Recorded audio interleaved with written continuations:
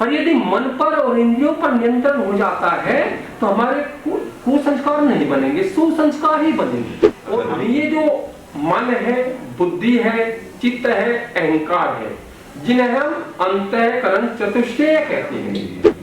तो परमात्मा ने मन को बनाया, पर किससे बनाया? बता भी दिया फिर अपने आप ही। सत्व, रज और तम, ये तीन कण होते हैं।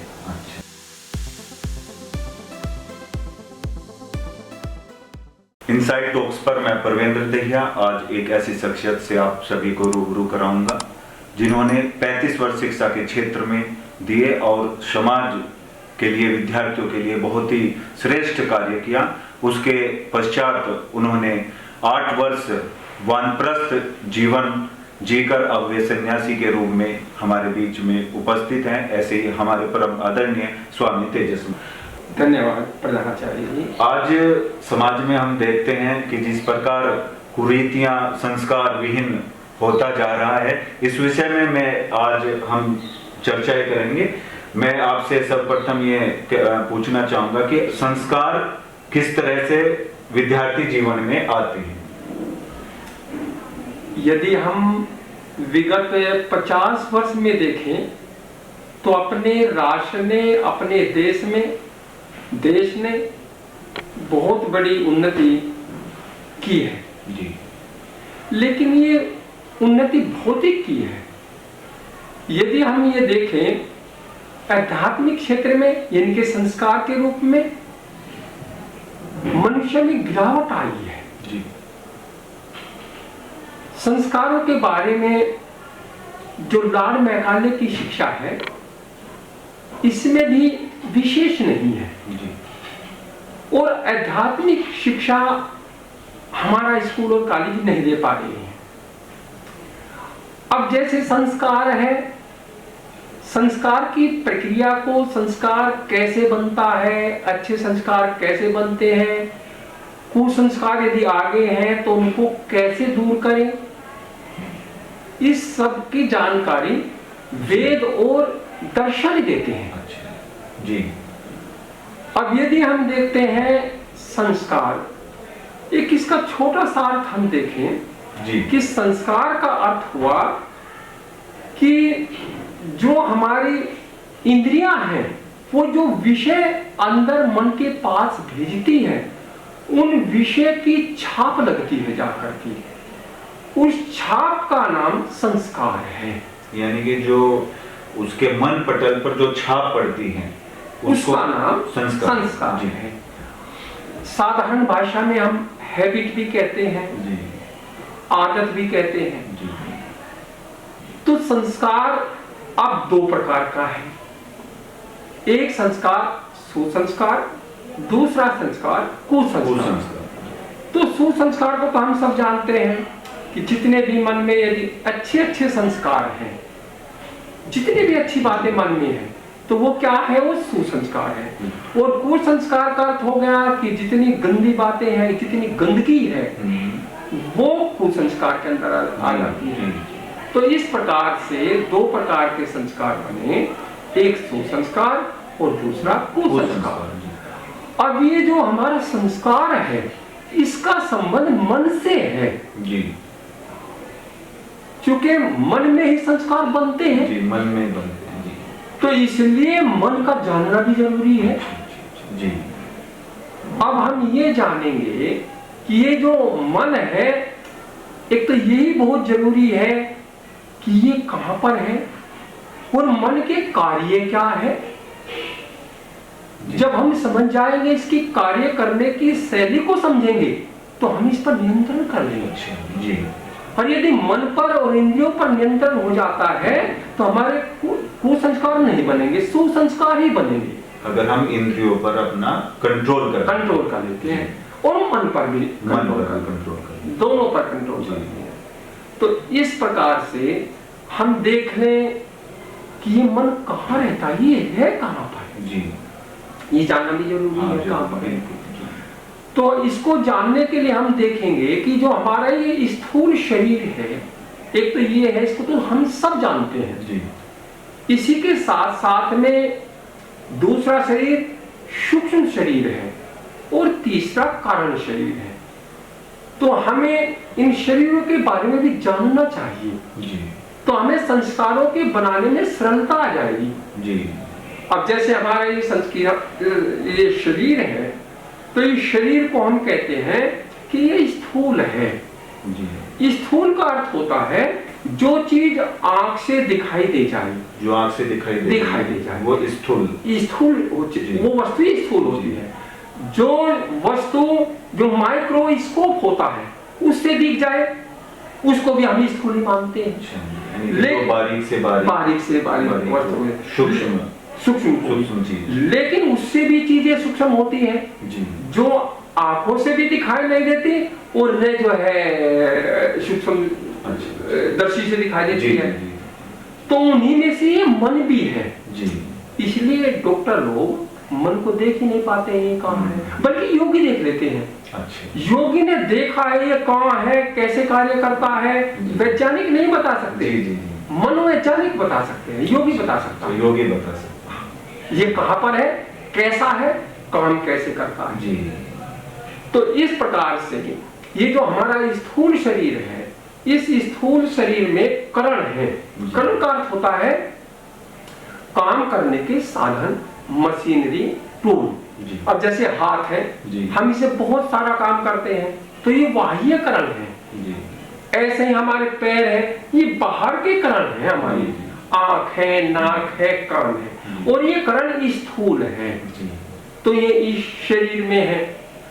अब इस शरीर में हम देखें स्थूल शरीर में तो स्थूल शरीर में ही आत्मा भी रहता है जी।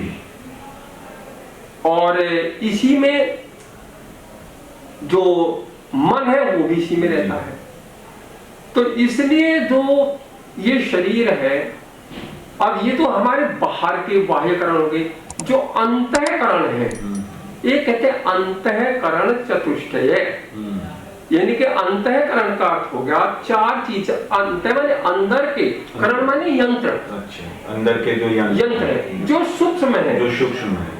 अंदर के यंत्र तो हट भी है, दिखाई देता है, फेफड़ा भी है दिखाई देता है, इसी के साथ साथ में आते भी है दिखाई देता है तो वे भी अंतःकरण ही, लेकिन वो स्थूल है।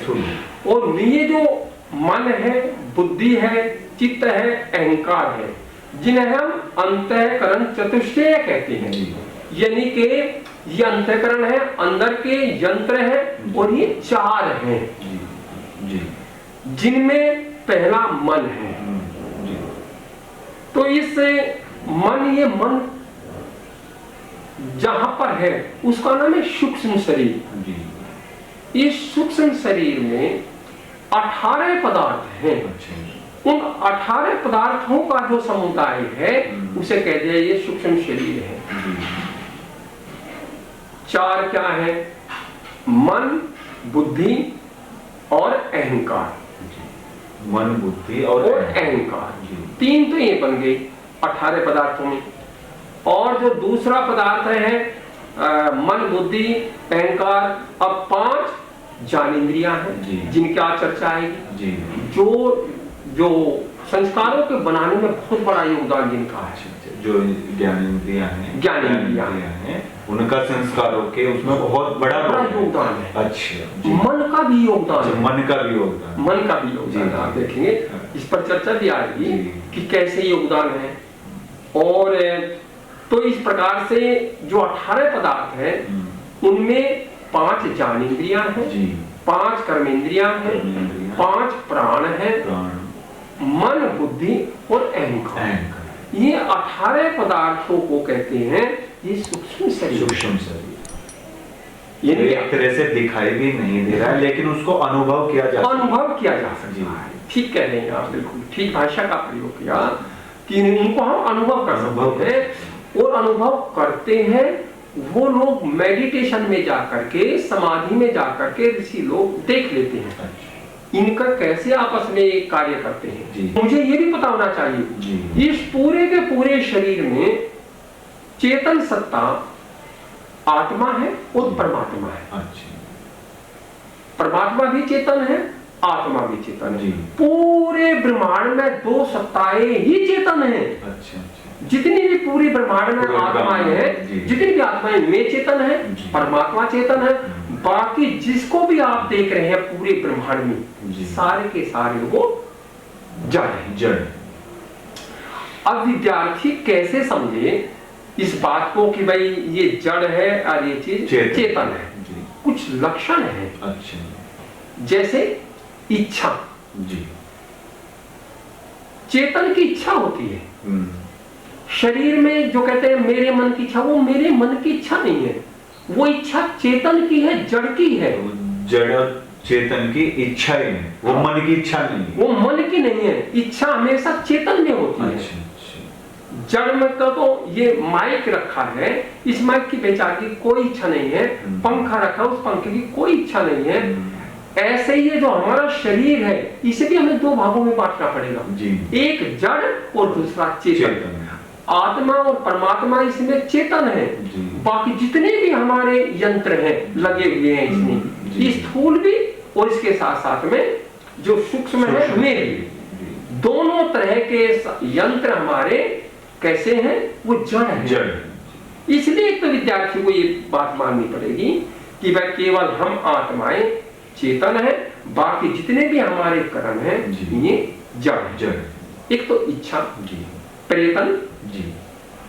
जड़ वस्तु अपने आप प्रेतन नहीं करती। गाड़ी खड़ी है तो खड़ी है, वो अपने आप प्रयास या प्रयत्न कुछ नहीं करेगी। आप चाबी लगाएंगे, चलाएंगे, गेयर लगाएंगे, सब कुछ चेतन को करना है। तो इसलिए प्रेतन कौन करता है? जड़ कभी कोई प्रेतन नहीं करता, चेतन प्रेतन करता है। जानना, महसूस होना, जान, जड़ वस्तु में कोई जान होता ही नहीं। जान चेतन का गुण है, निर्जीव है। निर्जीव है, तो जीव का ही गुण है जानना। सुखी होना, दुखी होना। जड़ वस्तु कभी सुखी दुखी होते नहीं। गर्मी आ जाए, सर्दी आ जाए, भोजन की कोई आवश्यकता नहीं है, तो सुखी कौन होता है, दुखी कौन होता है? आत्मा। यानी कि आत्मा ही सुख और दुख का अनुभव करती है। पीड़ा यदि शरीर में भी है ना, तो वो आत्मा को वो महसूस कर रही है। हाँ, आत्मा ही उसको महसूस कर रही है। जो भी, क्योंकि शरीर तो एक तरह से जड़ है। हाँ, पूरा शरीर ही जड़ है। इसमें जो नर्व सिस्टम है, हाँ, तब उसको एहसास करने के लिए आत्मा, जैसे मन या आत्मा को किस तरह से हम इसको परिभाषित कर सकते हैं? मन, उसका जो परमात्मा ने जो शरीर की रचना की है, मेरे पैर में दर्द है, तो इसकी जो संरचना, लिंक जो जोड़ा है, नस नाड़ियों का आदि यंत्रों का इस प्रकार से जोड़ दिया कि आखिर में वो अनुभूति आत्मा के पास जाए। आत्मा के वो रचना ही परमात्मा ने ऐसी कर दी, यानी कि आत्मा ही उसका अनुभव आत्मा ही करेगी। तंत्रिका तंत्र जो भी ऐसा बनाया है, वो सूचना जो है उसी को भेजेगा। माने मन को बाहर जब मन बेचारा फिर आत्मा को ही देगा। अच्छा, मन भी तब आत्मा को ही भेजता है। सारी चीज आत्मा बेचारा चेतन होते हुए अपने आप कुछ नहीं कर सकता। 24 घंटे मन को कहेगा वो तो जो सा कहना है, इसलिए उसको पिए कहा मैंने अपनी बात। Personal assistant. हाँ, और 24 घंटे साथ रहेगा। अच्छा, वो साथ रहेगा, उसके साथ रहेगा। जैसे चुंबक चिपक के लोहा चिपक गया था और वो साथ रहेगा जब तक नहीं छुटाएंगे, ऐसे ही मन और आत्मा भी साथ साथ रहते, चिपके हुए रहते, ऐसे रहते, ऐसे मिले हुए हैं। अच्छा उदाहरण दिया आपने। तो चिपके रहते हैं 24 घंटे। तो इस तरीके से सुख और दुख, ईर्ष्या जी। अच्छा, सुख दुख ईर्ष्या। 4 गाड़ी खड़ी है जी, उनको पेट्रोल आप उनके बीच में रख दो, उन्हें कोई ईर्ष्या नहीं है, कोई छीना झपटी नहीं है, कोई लड़ाई झगड़ा नहीं है। कुत्ता है, उनके अंदर आत्मा है। हाँ, आप 4 रोटी रख दो उनके पास में, तो लड़ेंगे, मरेंगे, द्वेष करेंगे, तो उनका जो है वो एक तरीके से आत्मा है, समझ लो। तो इस तरीके से 6 लक्षण के आधार पर हम कहते हैं कि ये सारा का सारा शरीर जड़ है और आत्मा के 6 लक्षण है, वो चेतन है। जहां 6 लक्षण हो, कोई भी जीव हो, उनमें 6 लक्षण मिलेंगे हमको। जहाँ आत्मा है, आत्मा के निकलते ही इसको, ये शरीर जड़ है, आप इसको हम जला देते हैं, फूंक देते हैं, इसमें कोई हाँ, गति इसमें तो कोई गतिविधि है ही नहीं है, क्योंकि ये जड़ है। जड़ है। इसे इसको फूंक दो, जला दो, काट दो, कुछ कर लो, मतलब आत्मा निकलते है तो निर्जीव हो गया। निर्जीव हो गया, जीव ही निकल गया, जीव ही निकल गया, निर्जीव यानी कि जीव ही निकल गया। ठीक आपने किया है। तो ऐसा कर करके ये लक्षणों का बच्चों को जानना बहुत जरूरी है। जो बच्चे ये टर्म्स लेते हैं ना कि मेरा मन नहीं मानता है, मेरा मन पढ़ाई में नहीं लगता है, मेरा मन खेल कूद में नहीं लगता है, मेरा मन जो ये यानी कि मन नहीं, मैं अपने पर आना बात लेनी है, मैं नहीं चाहता, मैं मन को लगाता नहीं हूँ, मैं मन को पढ़ाई में नहीं लगाता हूँ, मैं मन को खेल कूद में नहीं लगाता हूँ, मैं मन को गीत संगीत में नहीं लगाता हूँ, मैं नहीं लगाता हूँ, मैं ही नहीं लगा रहा हूँ। मन तो लगना चाह रहा है, हाँ, जिस और हम उसको मोड़ना चाह रहे हैं, वो मुड़ जाएगा। जिस तरह से हम गाड़ी को जिस और जिस दिशा में हम ले जाना चाह रहे हैं वो गाड़ी चली जाए। तो ऐसे ही मन का रोल है, बिल्कुल मन का हमारे शरीर में। हाँ, हमारे शरीर में गाड़ी है, वो तो जैसे हम चलाएंगे ऐसे ही चले। तो ये इस प्रकार से 6 लक्षण जो है जड़ और चेतन के अंतर को बताते हैं। अब ये बात आती है मन के बारे में और थोड़ी सी बात कर लें कि जैसे जड़ और चेतन हो गया, मन का स्वभाव कैसा है। यदि आप पूछेंगे तो हर कोई ये कहेगा चंचल, हर व्यक्ति बोलेगा चंचल कहेगा। हाँ, विद्यार्थी जीवन में कहते हैं मैं बड़ा चंचल है, बड़ा शरारती है। उसे कहीं ना कहीं कुछ किसी भी शब्दावली में उसे हम परिभाषित कर देते हैं। लेकिन वो चंचलता किस टाइप की है इसको भी हमें समझना पड़ेगा। मन में गति तो है लेकिन उस प्रकार की नहीं है जिस प्रकार की हम मानते हैं। क्योंकि हमें ये देखना पड़ता है कारण के गुण कार्य में आते हैं। एक ही सिद्धांत है संसार का, परमात्मा का भी है, संसार का भी है। कारण का अर्थ होता है जैसे आटा है, आटे से रोटी बनी, तो मैं कहूं कि इसका कारण, रोटी का कारण क्या है, आप कहेंगे आटा है सर। तो जिससे जो वस्तु बनी है वो उसका कारण होता है और वस्तु कार्य होती है। अब हमें समझने की बात ये है कि ये जो मन है किससे बना है। अच्छा, मन किससे बना है, किस वस्तु से बना है, इसका कारण क्या है। मन भी बना हुआ है। परमात्मा ने बनाया मन भी, तो परमात्मा ने मन को बनाया, पर किससे बनाया। बता भी दिया फिर अपने आप ही। सत्व, रज और तम, ये 3 कण होते हैं। और इन 3 कण के गुण भी है। जो सत्व है इसका जो गुण है वो है शांत रहना, विषय पर फोकस करना। कुछ विद्यार्थी को आपने देखा होगा बिल्कुल शांत भी रहते हैं, मन से शांत रहते हैं, फोकस करते हैं। तो इसका ये सत्वगुणी है। कुछ यानी कि सत्वगुण मन में भी आया हुआ है। ऐसा ही चित्त है। सत्व, रज, रज का अर्थ होता है चंचलता। वो जो रज वाला पदार्थ है वो चंचल है, यानी कि उसके अंदर जो रज वाला एक गुण है वो ज्यादा है। हाँ जी। और तीसरा है सत, रज और तम। तो ये जो तीसरे वाला है ये तरीके से आलस्य वाला है। तो ये जो है 3 कणों से मिलकर के बना है जी। जैसे रेत है, सीमेंट है, कोरसैंड है, ये 3 चीजों को मिस्त्री मिलाता है, मसाला बन गया, उससे वस्तु बना दी। ऐसे परमात्मा ने सत्व, रज और तम से इस मन को बना दिया। और कारण के गुण कार्य में आते हैं। उसमें जो है शांति थी, मन भी बहुत शांत है। उसमें चंचलता थी, मन भी चंचल है। वहां पर उसमें आलस्य था, मूढ़ता थी, मूढ़ता मनुष्य में भी आलस्य होती है, मूढ़ता आती है। और ये तीनों गुण जरूरी भी हैं। अच्छा, ये तीनों गुण जरूरी है, पर कैसे है, प्रसन्नता है जी। क्यों जरूरी है साहब? इसलिए जरूरी है जब हमें पढ़ाई करनी है तब हमें कैसे मन की आवश्यकता है, कौन से गुण की आवश्यकता है, शांत फोकस वाला, फोकस वाला। तो वो गुण भी आ जाता है जब हम उसको उभारेंगे, चाहेंगे मैं तो शांत बनना चाहता हूँ और अपने कुसंस्कारों को दूर करेंगे तो ये मन शांत हो जाएगा, मन शांत हो जाएगा। ऐसे ही जब चंचलता आ गई तो वो चंचलता आई जो है उसको दूर करना है, तो उसको भी चंचलता को दूर करने के लिए हमें कुसंस्कार को हटाना पड़ेगा जी। और उसकी भी हमें जरूरत है। जब हम व्यवहार काल में होते हैं, हमें पढ़ाई नहीं करनी है, बच्चे को कूदना भी है, खेलना भी है, तेजी से भी चलना है, हमें चंचलता की भी आवश्यकता है, तो वो चंचल भी है। हम रात्रि में सोते हैं, अगर परमात्मा मूढ़ता का गुण लाता, नींद ना आती। हाँ, तो नींद ना आती। हाँ, तो फिर वो भी बिल्कुल। लेकिन ये है कि हमें किस गुण को किस समय उभारना है, ये तकनीक है, इसका भी रेशो है जी। ज्यादा जो सत्य पदार्थ था वो मात्रा में ज्यादा है जी।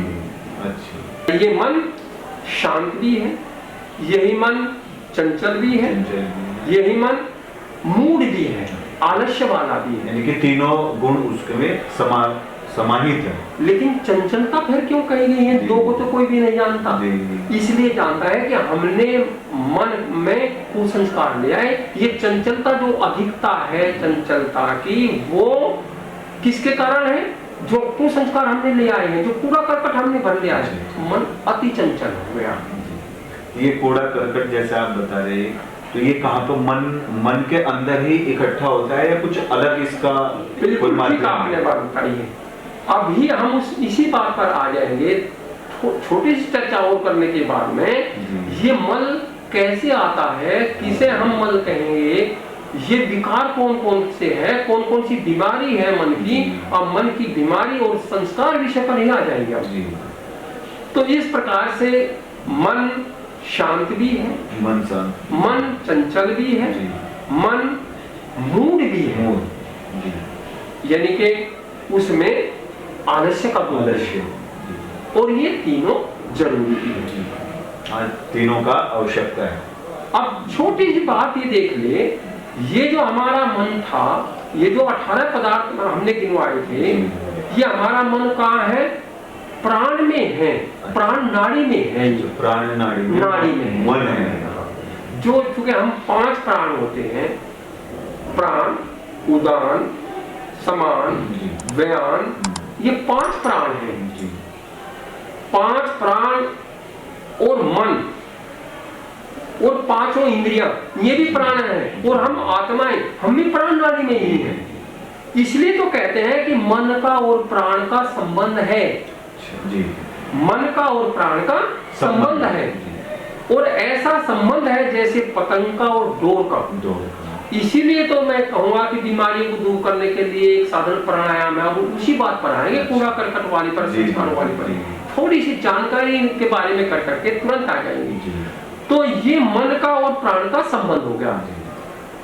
तो यदि हमें मन पर नियंत्रण करना है तो हमें प्राणायाम करनी पड़ेगी। मन पर अगर नियंत्रण करना है तो प्राणायाम हमें करने पड़ेंगे। इंद्रियों पर भी नियंत्रण यदि करना है तो भी प्राणायाम, यानी कि प्राणायाम ही एक श्रेष्ठ माध्यम है, बहुत श्रेष्ठ माध्यम है।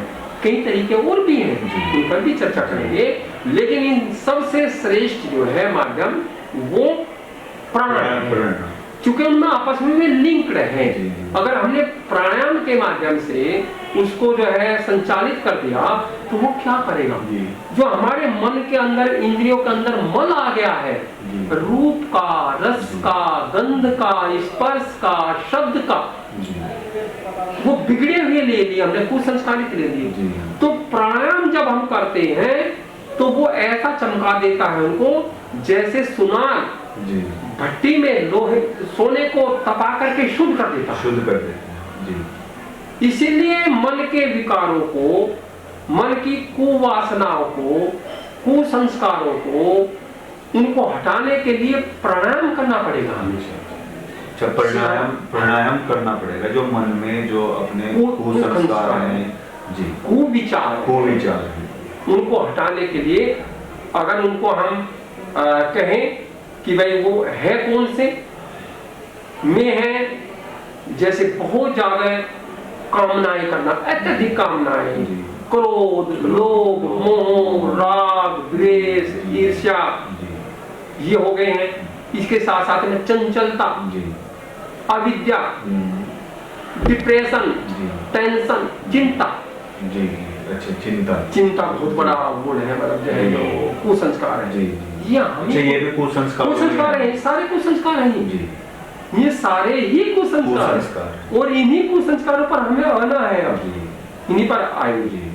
तो ये सारे के सारों को एक तो प्राणायाम खत्म करता है बहुत, और प्राणायाम भी जो ऋषि ने प्राणायाम, कई प्रकार के प्राणायाम हैं, वो सब के सब शरीर के लिए तो लाभकारी हैं, लेकिन वो मन पर इतने इफेक्टिव नहीं है। कुछ प्राणायाम बताइए, जैसे बाह्य प्राणायाम है, तो बहुत हर कोई जानता है। आंतरिक प्राणायाम है, हर कोई जानता है। स्तंभवर्ती प्राणायाम है, ये जो है बहुत लाभकारी है। ये 3 प्राणायाम इतने लाभकारी हैं, प्रत्येक विद्यार्थी कर सकता है। प्रतिदिन यदि 20 मिनट प्राणायाम कर ले विद्यार्थी इन तीनों को, तो मैं समझता हूं उसका मन और कुसंस्कार धीरे धीरे धीरे कर करके, जैसे सोना तप गया था दिन में, ऐसे तप करके इंद्रियां भी और मन भी शांत हो जाए। विद्यार्थी कैसे इस चीज को समझेगा कि कौन कौन से प्राणायाम मुझे करने हैं, ताकि मेरे अंदर जो मन में को विचार आ रहे हैं या कुसंस्कार का प्रभाव आ रहा है, तो कैसे उन चीजों को अपनाएं? हाँ, उनको अपनाएं, उनको जब करके तो बताना ही पड़ेगा। हाँ, ये तो हमें कर करके बताना पड़ेगा पूरी स्थिति, हमें तीनों को, इन तीनों प्राणायामों को कर करके उनको दिखाना पड़ेगा। बाह्य प्राणायाम कैसे करेंगे, आंतरिक प्राणायाम कैसे करेंगे, और स्तंभवर्ती प्राणायाम कैसे करेंगे, ये तो हमें और शिक्षक को भी स्वयं भी करना चाहिए, क्योंकि कुसंस्कार तो हमारे अंदर भी है, हमारे अंदर भी है। जब कुसंस्कारों की बात आएगी तो हम आप देखेंगे कि अरे ये तो हमारे अंदर भी है, बच्चों के अंदर भी है। बच्चों के अंदर जब बच्चे बड़े होते रहते हैं तो वो उसके अंदर परिपक्व होते चले जाते हैं। तो इसीलिए जो है एक कुछ प्राणी क्रिया है जी, बहुत ज्यादा विस्तार में करते हुए एक में दो प्राणी क्रिया बताना, ये तो अत्यंत आवश्यक होगा, बहुत आवश्यक है। प्राणी क्रिया के द्वारा भी हम शुद्धि करते हैं। अच्छा, प्राणी क्रिया क्या है, तो छोटी छोटी मैं प्राणी क्रिया बताता हूँ। एक प्राणी क्रिया तो ये है कि हम आते जाते श्वास को हम वाच करें। देखिए, ये श्वास जो चल रहा है ये आत्मा नहीं चलाती, हम नहीं चलाते, आप नहीं चलाते हैं, स्वयं परमात्मा चलाते हैं। परमात्मा ने प्रोग्रामिंग कर दिया सिस्टम में, जैसे प्रोग्राम डाल देते हैं ऐसे प्रोग्राम डाल दिया। कितनी बड़ी एक साधन दिया, यानी कि हम सो भी रहे हैं तब भी हम स्वतः ही श्वास को ले रहे हैं, छोड़ रहे हैं, बिना किसी ध्यान के, बिना किसी। बिल्कुल ठीक आप बात कह रही हैं जी, अपने आप चल रहा है, अपने आप स्वयं चल रहा है, अपने आप स्वयं चल रहा है, स्वतः प्रक्रिया। हाँ, लेकिन प्रोग्रामिंग परमात्मा ने की है, क्योंकि बनाते उन्होंने है ना, सिस्टम बना दिया। तो इस तरीके से जैसे एटीएम है, सिस्टम तो वैज्ञानिकों ने बनाया है, लेकिन गणना हम कर रहे हैं। तो ऐसे ही ये सिस्टम परमात्मा ने बनाया है। तो अब हमने देखा कि उसमें जो है एक तो हमारे जो ये दोनों नासिका है, दो छेद, एक तो हमें इनको खोलना चाहिए। सबसे पहली बात तो ये है, दोनों एक साथ चलने चाहिए, दोनों एक साथ चलने चाहिए। अच्छा, इनको एक साथ, ईड़ा नाड़ी पिंगला नाड़ी, हम बच्चों को भी बताएं, इसको खोल लेंगे, खोल करके बता सकता हूँ मैं, बताइए। जैसे ये है, ये हमें पता चलेगा कि मेरा खुला है, ये बंद है, तो हम एक को बंद कर लेंगे। इसे देखिए, ये वायु मेरे यहाँ पर मार रहा है, ये मेरा खुला हुआ, ये खुला हुआ है। अब दूसरे को जो है ऐसे चेक कर लिया, ये वायु की यहाँ टक्कर लग रही है। जब इनमें से कोई एक बंद होता है, वो बंद क्यों होता है, उसका बंद होने का भी कारण है। इसका भी कारण है, हमारी जो दिनचर्या है वो ठीक नहीं है, हमारा खान पान, आहार, व्यवहार वो ठीक नहीं है। क्या प्रत्येक समय दोनों जो ये है पिंगला और ईड़ा बराबर चलनी चाहिए, योगी की बराबर चलती है, भोगी की नहीं चलती। अच्छा, भोगी की नहीं, जो इन रूल्स का फॉलो नहीं करते हैं उनकी नहीं चलेगी। आप कभी भी मेरे इसको चेक कर लीजिएगा, तो क्या होगा, 24 घंटे चलते ही मिलेंगे। लेकिन आप मुझे आज उसमें क्या होता है, एसी में सुला दीजिएगा और तब देखिए चेंज हो जाएगा एक माहौल। आप मुझे रजोगुनी तमोगुनी भोजन दे दीजिएगा, 15 दिन 20 दिन, तब देखिएगा इफेक्ट आ जाएगा। यानी कि भोजन का भी, वातावरण का भी, सभी चीजें हमारे उस पर, नाड़ियों पर प्रभाव डालती है। तो इसलिए जो है ये सबसे पहले हमने इसको कर लिया। दूसरे नंबर की हमने जो बात की, इसको फिर आते जाते हम श्वास को देखते हैं जी। ये श्वास जैसे हम देखते हैं, अभ्यास करते हैं, एक विद्यार्थी 5 मिनट डेली भी कर ले, 5 मिनट केवल उसको आते जाते देख रहा है, फीलिंग कर रहे हैं। तो फीलिंग करते करते एक दिन ऐसा आएगा, ये श्वास अब स्थूल है, अब हमें पता नहीं चला, ये कुछ टाइम के बाद में सूक्ष्म बन जाएगा और ये दीवार से लगेगा, ऐसे लगेगा, स्पर्श का महसूस है। बिल्कुल ठीक, आप टेक्निकल बात कही आपने, ये स्पर्श होने लगता है। स्पर्श होते ही सतगुण बन जाता है। जो सतगुण है वो उसका उभर गया और मन शांत और एकाग्र हो गया। जैसे कुछ विद्यार्थियों को आपने देखा होगा, कांपने लगते हैं, टीचर ने उठाया कांपने लगे, एग्जाम आ गए कांपने लगे, एग्जामिनेशन के सामने चल गए वहां कांपने लगे, वो भयभीत अंदर से जो वो हो रहा है ये अपना अच्छा। एक तो ये बहुत अच्छी क्रिया है, इसे हम प्राणिक क्रिया बोलते हैं। एक और इसके साथ में विद्यार्थी 2-3 मिनट डेली भी करे, सुबह शाम करे। वो क्या है, एक है अनुलोम विलोम। अनुलोम विलोम तो हम सब जानते ही हैं कि भाई इस प्रकार से धीरे धीरे करके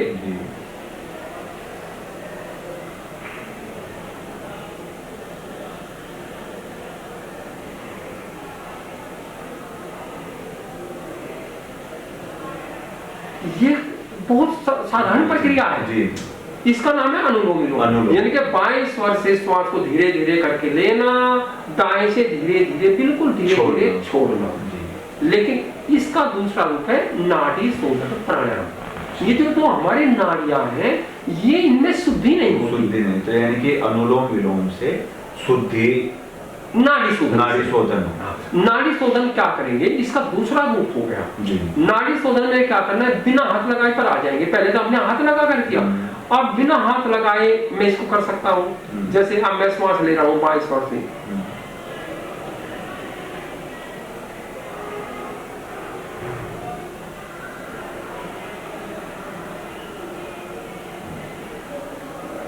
बिल्कुल अनुलोम विलोम का रूप है। मैंने बाएं से लिया धीरे धीरे करके और दाएं से छोड़ दिया, स्वतः ही होने शुरू हो जाएगा। अपने आप ही चलने लगता है। बाएं से लिया अपने आप चलता है, ऐसे फिर धीरे धीरे दाएं से लिया, फिर बाएं को छोड़ा। बिल्कुल ये अपने आप बिना किसी प्रयास भी नहीं करना पड़ेगा, प्रयास भी नहीं करना। तो काफी लंबे समय के उपरांत, करीब साल भर तो लग जाएगा, साल भर लग जाएगा इस प्रक्रिया को। डेली से 2 मिनट कर। नहीं तो विद्यार्थी क्या करे, एक तो अपना आते जाते श्वासों का वो ध्यान दे, उसके बाद में वो 5 मिनट अनुलोम विलोम करे। बिल्कुल ठीक है, इसको कर ले और फिर धीरे धीरे इस प्रक्रिया पर आ जाए। इस प्रक्रिया चूंकि एक नाड़ी शोधन, नाड़ी शोधन पर एक बहुत बड़ा रहस्य इस पे छिपा है जी। ये जो मन की चंचलता है वो विद्यार्थी को पढ़ने नहीं देती। अच्छा। विषय उठाया और वो पता चला कि दूसरा विचार उसने उठा लिया चंचलता के कारण, तीसरा विचार उठा लिया, पास्ट का उठा लिया, फ्यूचर का उठा लिया और जो वर्तमान का था वो छोड़ दिया। तो चंचलता उसके मन से शुरू होकर उसके शरीर पर प्रभाव डालती है।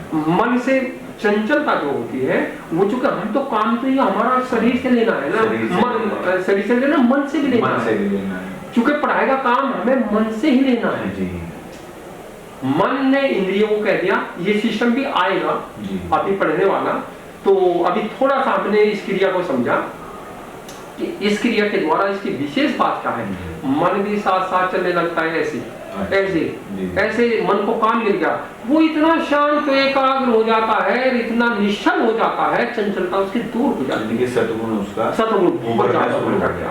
ऐसा रिजल्ट आता है। पहले मैं इस क्रिया को मानता नहीं था, लेकिन मैंने ऋषियों को पढ़ा, उन्होंने, लोग तो इसे प्राणायाम ही कहते हैं, लेकिन ये ऋषियों की दृष्टि में प्राणिक क्रिया है। जब मैंने इसको किया, इसका प्रभाव को देखा, बहुत अच्छा प्रभाव आता है, बड़ा विचित्र प्रभाव आता है, शांत, बिल्कुल शांत। तो इनको हम बोलते हैं प्राणिक क्रिया। तो ये तो विद्यार्थियों के लिए बहुत ही आसान है, बहुत आसान है। उसके सद्गुण उसके उभरने शुरू हो जाए, मन लगना शुरू हो जाएगा।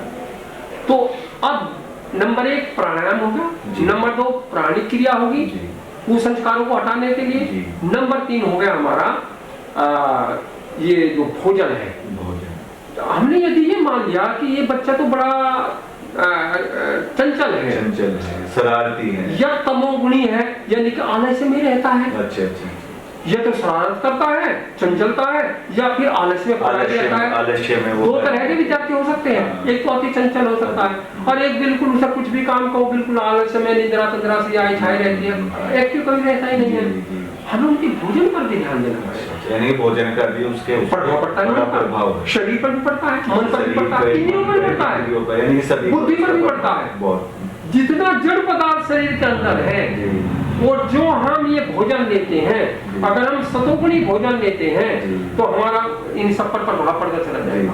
अगर हम तमोगुणी भोजन भी ले रहे हैं तो उसका प्रभाव, यदि हम केवल सतोगुणी भोजन ही लेते हैं उसका प्रभाव, भोजन का प्रभाव पड़ता है। फिर मेडिटेशन का प्रभाव पड़ता है। अच्छा, मेडिटेशन, हाँ, मेडिटेशन का प्रभाव पड़ता है। धीरे धीरे करके फिर हम बच्चों को मेडिटेशन भी सिखाएं, ये भी एक कला है, और बच्चे का मेडिटेशन तो बहुत जल्दी आ सकता है। तो उसको धीरे धीरे करके पहले प्राणिक क्रियाएं, हाँ, फिर प्राणायाम और फिर मेडिटेशन और भोजन, इन तीनों का तालमेल अगर एक विद्यार्थी अपनाता है या कर ले, तो उसके अंदर तो काफी बहुत अच्छा सुधार आएगा। बड़ा ये समझेंगे कि आदतें, उसके व्यवहार, उसके संस्कार सभी पर उसको धीरे धीरे प्रभाव। जो माता पिता परेशान थे, पढ़ने को कहते हैं मन नहीं करता, पड़ा रहता है, आलसी है, वो सारे इंद्रियों के और मन के कारण है। वो सारा का सारा मन के विकार है, वो मन के विकार दूर होते चले जाएंगे तो आलस्य दूर हो गया, रजोगुण तमोगुण दब जाते हैं, सतोगुण बढ़ जाता है। रहते तो तीन। जैसे आपने भोजन की बात करी, तो जैसे चंचलपन है तो किस तरह का, या शरारतीपन है तो किस तरह का भोजन उन विद्यार्थियों को करना चाहिए? बहुत अच्छा आपने प्रश्न उठाया है, बहुत अच्छा प्रश्न उठाया है, ये महत्वपूर्ण प्रश्न है। भोजन का ये है कि जैसे हम किस प्रकार का, देखो दवाई जो दी जाती है वो मरीज को दी जाती है।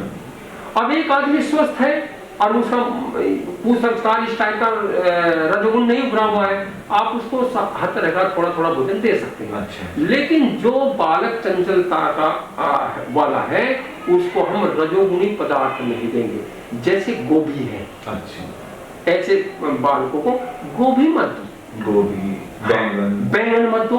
गोभी है, माताएं भूल जानती हैं, माताओं को पता है, ऐसी बात नहीं है, लेकिन वे उस चीज को फुलन नहीं करती, उन्हें पता तो है ये रजोगुणी है। अरबी है, आलू है, बहुत सारे हैं ऐसे। और फिर उनको क्या दे, लौकी आप दीजिएगा, परवल दीजिएगा, आप जो है तुरई दीजिएगा, आप मूंग की दाल दीजिएगा, बहुत सारे पदार्थ हैं। लेकिन आप देखें आज के परिवेश में तो विद्यार्थी जो इस चीज को है, वे इस खान पान से काफी हट रहे, तो कैसे उस चीज को वे लेकर आए? हाँ, या किस तरह से और कुछ कोई विकल्प इस तरह का एक अच्छा विकल्प हो? कैसे उनको जैसे विद्यार्थी खान पान से हट रहा है, ये भी एक संस्कार बनता है। तो ये तो इसमें हम कह सकते हैं कि परिवार का भी रोल है। इस तरह की जो ये बिल्कुल ठीक आपने जो भोजन तैयार हो रहा है, हाँ, हम क्यों कर रहे हैं ऐसा?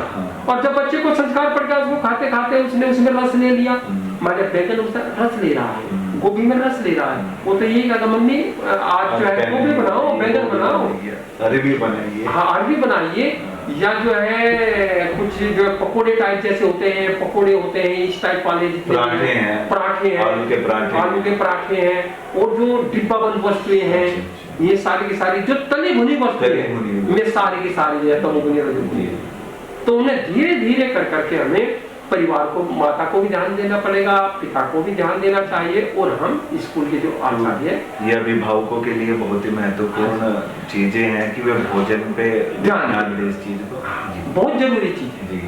तो वे यदि चाहे कि बालक में चंचलता है, और शिक्षक भी बता सकता है, देखो जी इस बालक का मैं विकार बताता हूँ, शिक्षक कहेगा भाई क्या विकार है, इसमें चंचलता का गुण है।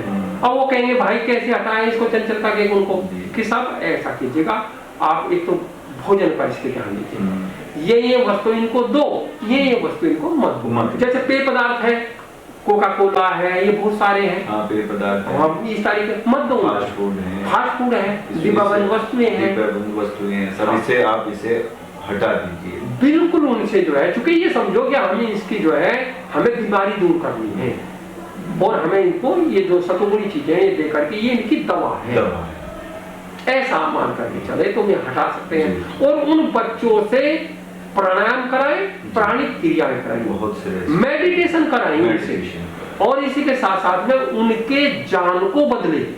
पांचवी चीज, अच्छा, जान को बदलने का मतलब क्या? नॉलेज को चेंज बदल। हाँ, कैसे?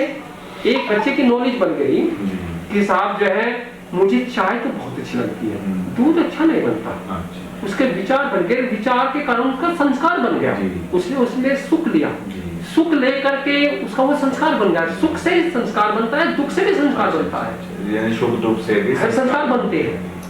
तो वो उसका संस्कार बन गया।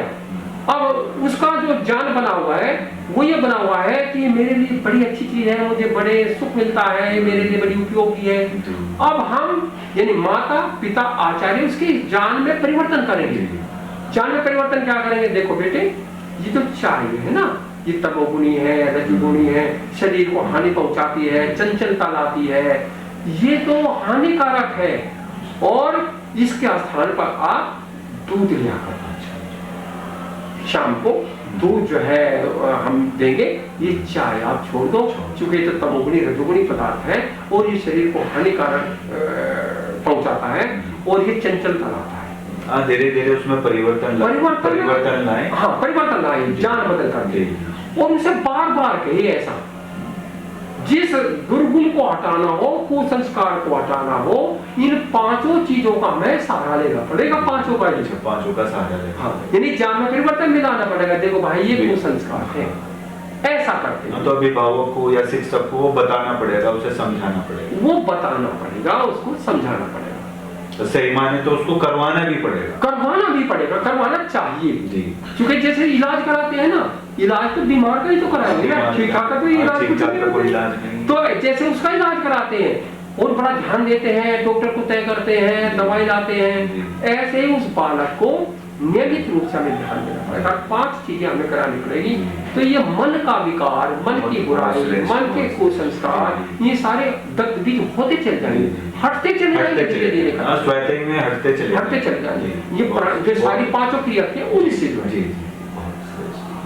अब छोटा सा एक विषय जो आज हमारा मुख्य विषय था, मन की चर्चा तो बहुत हो गई है, अब आते हैं संस्कार पर।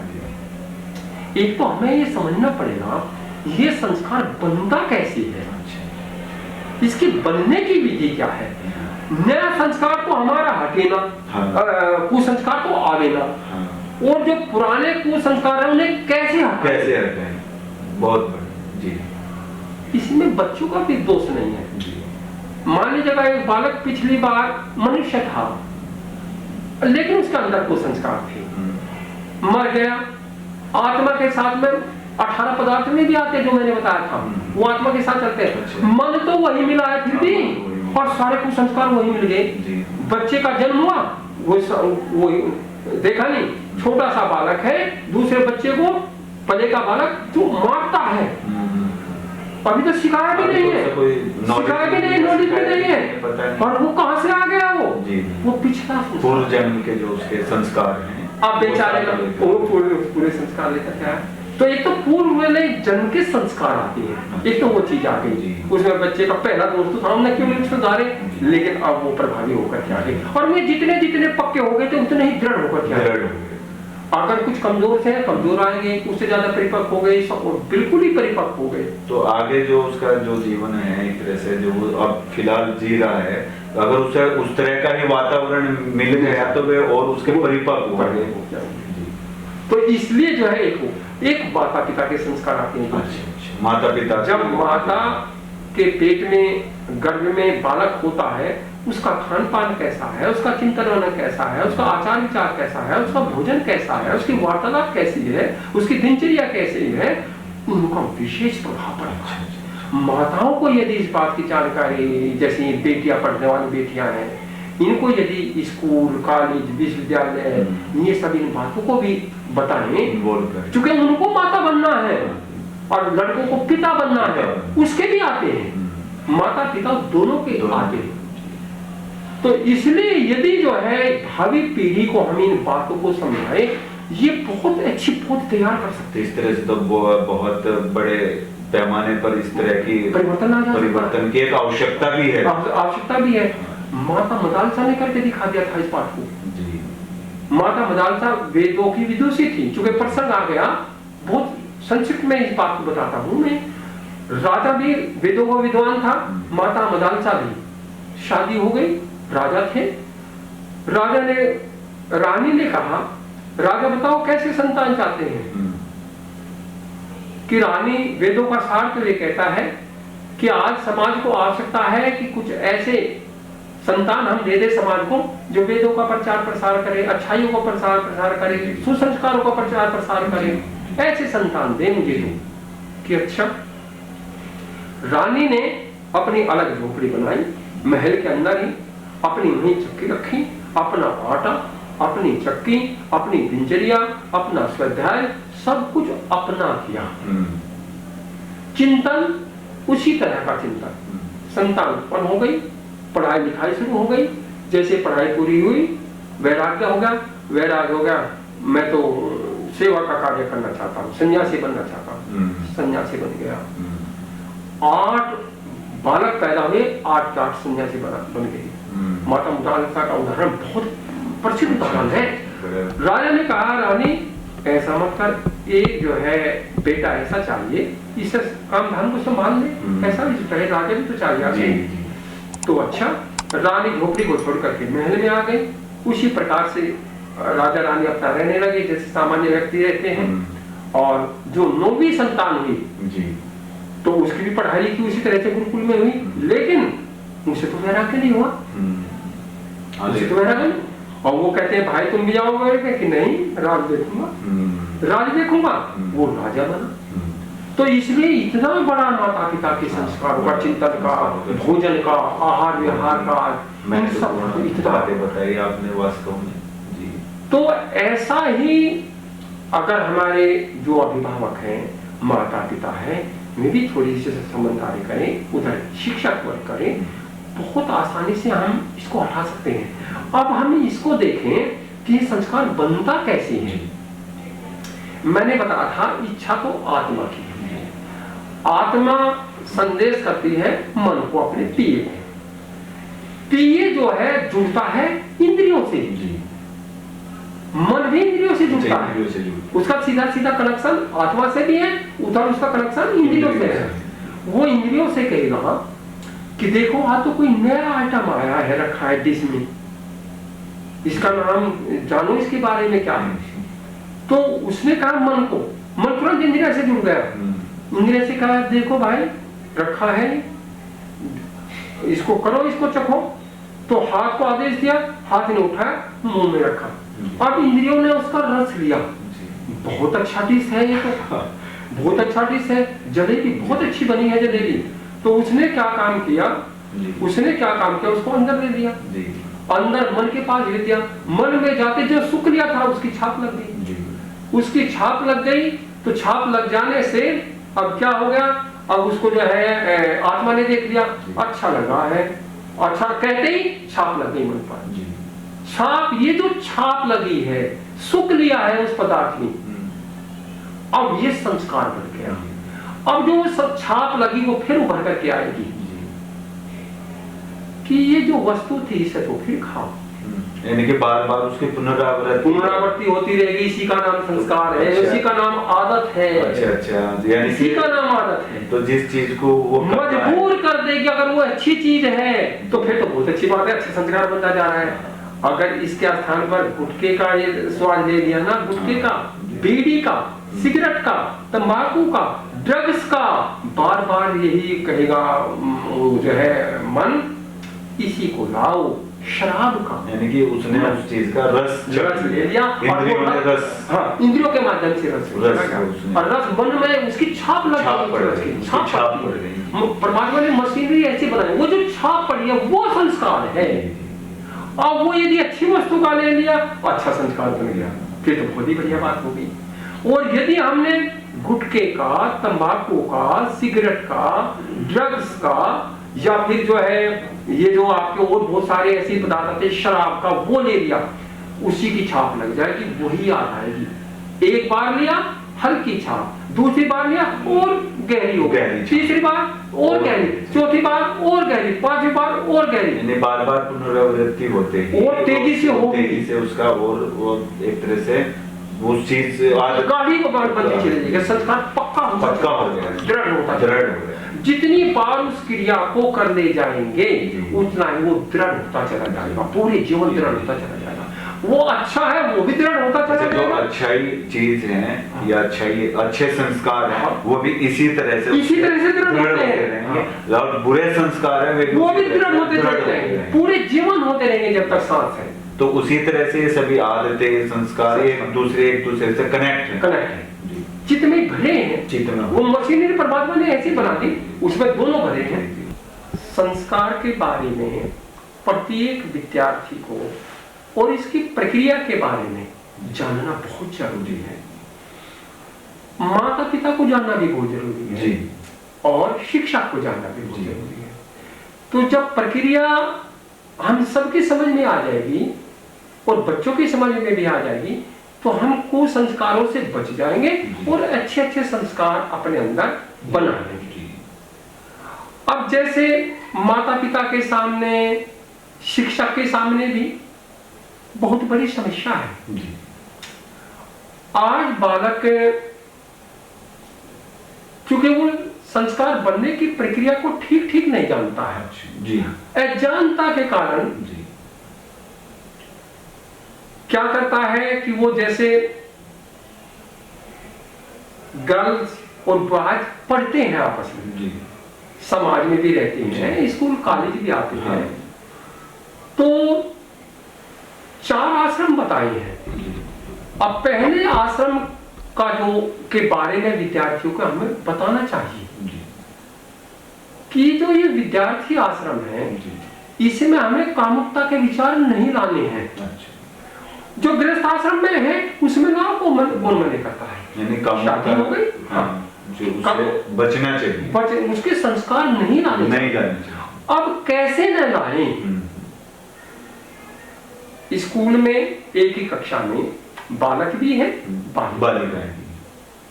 तो प्रक्रिया यही है कि जैसे आंखों ने रूप को देखा, उसका तो काम है चक्षु का, चक्षु का तो ये काम है। अब चक्षु ने रूप को भेज करके उसको भेजा मन के पास में, अब उसकी छाप पड़ गई, रूप की मन पर छाप पड़ गई। अब यहाँ पर समझदारी और विचार काम करेंगे।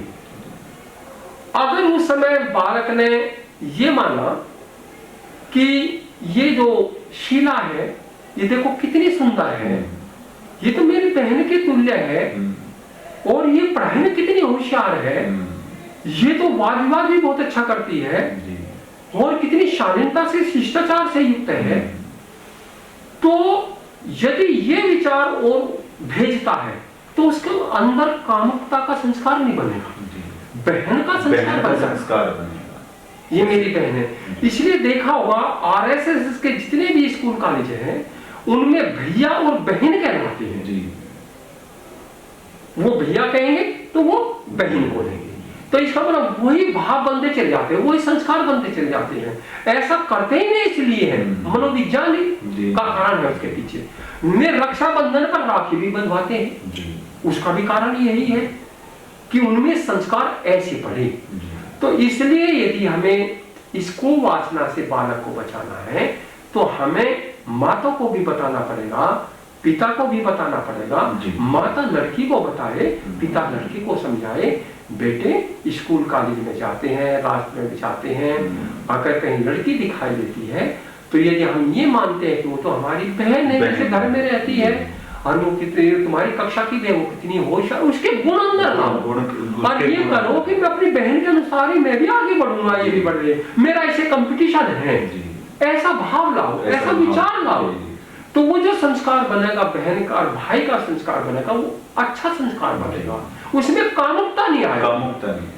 लेकिन अब इसके विपरीत आप देखो, विपरीत यदि हम ये देखते हैं, यदि उस समय आकर्षण पैदा कर लिया, रंग रूप पे आकर्षण पैदा कर लिया, गुणों को नहीं देखा, बस रंग रूप को देख लिया और उसमें ये तो जो है क्या नाम कामुकता की दृष्टि से देख लिया।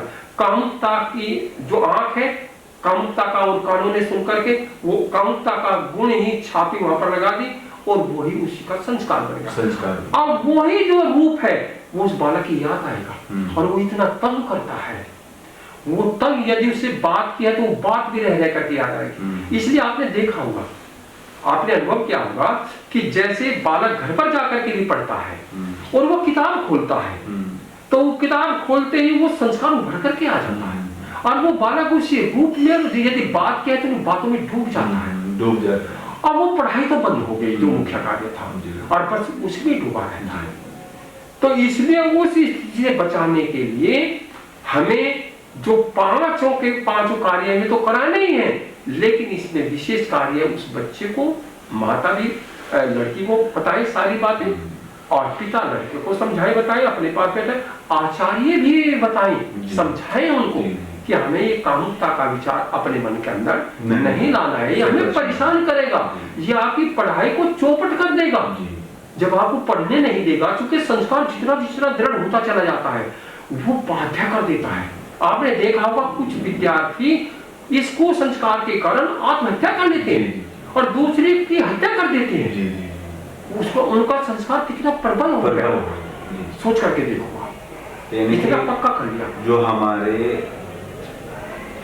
ज्ञानेंद्रियां हैं, चक्षु हैं, ऐसे ही कर्णेंद्रिय है, कानों से कोई बात ऐसी बोली, उनकी आवाज मीठी है, मीठी आवाज में उसने कोई बात का जवाब दिया, बस वही अंदर चला गया, अब वही वाणी गूंजेगी, वही उठाएगा मन। तो ऐसी आवाज है, ऐसी मीठी आवाज है, सुरीली आवाज है, कितनी अच्छी आवाज है, वही रह करके याद आई। पहले दिन याद आई, दूसरे दिन और पक्का बन गया, तीसरे दिन और पक्का बन गया, चौथे दिन देखा जैसे उस रूप को फिर देखेंगे और पक्का बन गया, पांचवें दिन फिर देखेंगे ये विचार और पक्का बनता चला जाएगा, बस वही छा जाएगा मन में। तो इस संस्कारों में जो बार बार उस चीज की पुनरावृत्ति हो रही है वो इतनी घातक हो रही है, घातक हो रही है विद्यार्थी के लिए, हम सब के लिए। तो इसलिए इसके बारे में यदि हम बालक को जानकारी देंगे और अर्ली एज में देंगे ज्यादा प्रभावी है। अर्ली एज में जैसे बच्चा कुछ बड़ा होने लगता है, हम तभी इन बातों को और राखी का बंधवाना, भैया बहन कहलवाना, यदि हम घर पर भी ऐसे करें और स्कूल में भी ऐसे करें तो संस्कार ही नहीं पड़ेगा। जैसे संस्कारों में आजकल देखा जाए तो बड़े बड़ों का सम्मान भी है। बहुत अच्छी बात आपने कही है। हमारे वाणी के भी संस्कार हैं, हम किस तरह से किसके सम्मान कर रहे हैं। तो इन जो संस्कारों को कैसे विद्यार्थी के अंदर प्रबल करें? हाँ, कैसे प्रबल करें? मान लीजिएगा एक विद्यार्थी घर पर माता पिता का कहना नहीं मानता है जी, आज है ऐसा, गुस्सा करता है, माता जी ने कोई बात बताई तुरंत गुस्सा आ गया, कहना नहीं माना और गुस्सा और कर दिया, पिताजी ने कोई बात कह दी, भैया ये काम करके लाओ, गुस्सा आता है जी। तो वो संस्कार उसका पिछले 2 संस्कारों से भी कनेक्टेड होता है जी। जो पूर्व वाले जन्म का था वो भी था, कुछ माता पिता का भी हो भी सकता है, नहीं भी हो सकता, दोनों तरह के केसेस होते हैं। पहला तो है ही है, कुछ अब चूंकि हमने ध्यान नहीं दिया और वो जो पहला गुण आया था वो उभर रहा है बच्चे का जी, वो गुस्से वाला संस्कार उभर गया। अब माता की समझदारी है, पिता की समझदारी है, आचार्य की समझदारी है, अब हमें इसे दूर कराना है गुस्से को। अब कैसे कराएं? तो उसी प्रकार से प्राणायाम कराएं, उसी प्रकार से प्राणिक क्रियाएं कराएं, उसी तरीके से मेडिटेशन कराएं, उसी तरीके से खान पान पर ध्यान दें, उसी तरीके से जान में परिवर्तन करें, उसे समझाएं। देखो गुस्सा करना, गुस्सा जो है मन को, बुद्धि को इनको खा जाता है, इनको दुर्बल कर देता है। लेकिन कहते हैं कि जो एक स्टूडेंट्स होता है, विद्यार्थी होता है, जब उसे क्रोध आता है वो किसी की बात को उस समय नहीं सुनता। हाँ। क्या उस समय फिर क्या एक निर्णय लेना चाहिए अभिभावक को? एक बिल्कुल ठीक कह रहे हैं आप, यदि उस समय नहीं सुनता है उसको शांत होने दो।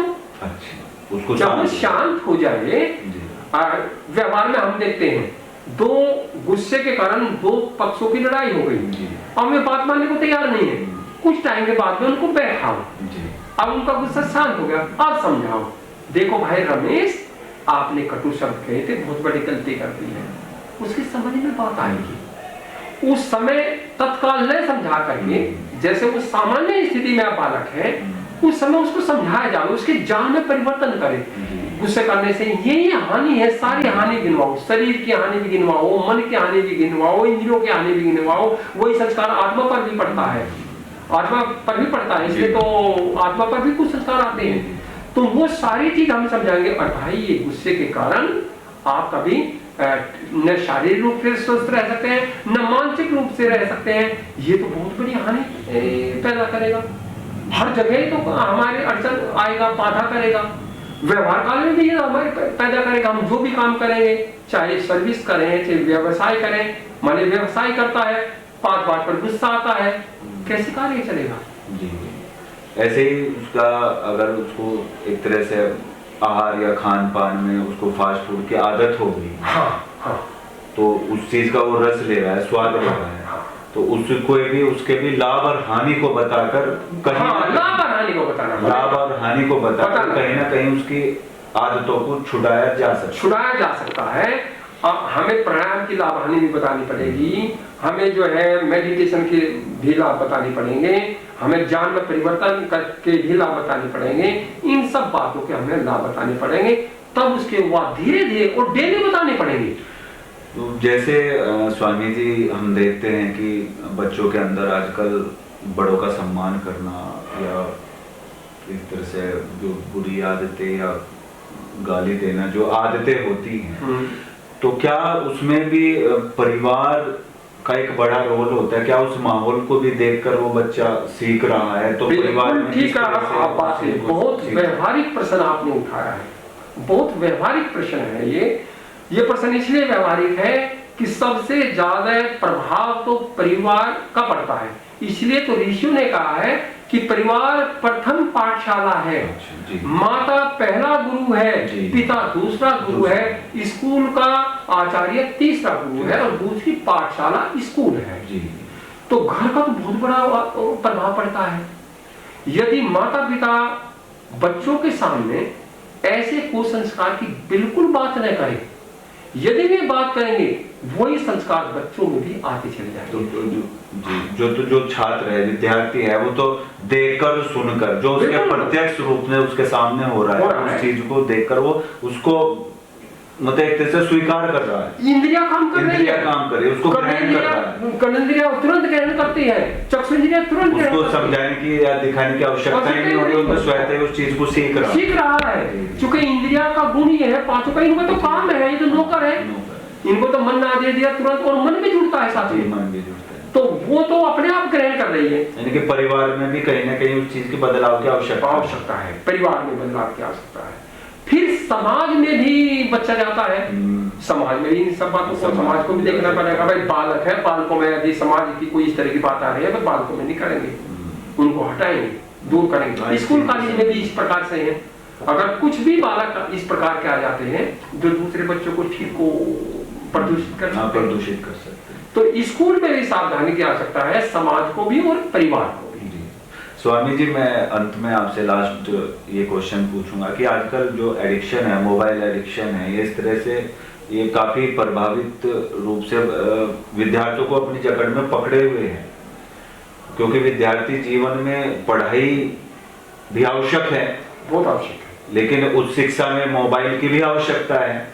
लेकिन छोटे विद्यार्थियों में या छोटे बच्चों में जो ये एक आदत सी पड़ गई है, तो इसको कैसे वे हटा सकते हैं? हाँ, बिल्कुल ठीक आपने प्रश्न उठाया है, क्योंकि इस एडिक्शन में, मोबाइल एडिक्शन में माता का बहुत बड़ा रोल है। जी, तरह से हम कह सकते हैं चलाना, बड़ा नहीं सीखता, वो छोटा जल्दी सीख जाता है और करता है वो चीजें, और वो जो है वो बहुत ज्यादा जानता है उसके बारे में।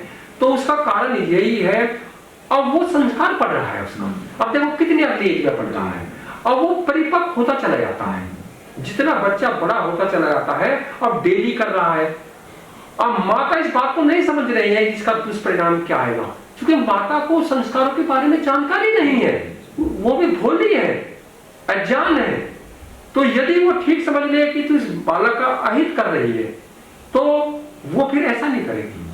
तो इसलिए वहीं से अब लेकर के चलो, अब बच्चा बड़ा हो गया, अब बच्चा बड़ा हो गया, वो उस चीज का एडिक्टेड हो गया, संस्कार बहुत गहरा पड़ गया। हाँ, जी। अब वो जो है मोबाइल का, अब मोबाइल का मिसयूज ज्यादा करते हैं, यूज कम करते हैं। अगर यूज करने कोई समस्या नहीं है, लेकिन आप देखेंगे 99% बालक मिसयूज करते हैं, यानी कि कुसंस्कार उससे ले रहे हैं। तो इसको अब हटाएं कैसे? अब गलती हो गई तो हो गई, अब क्या करें?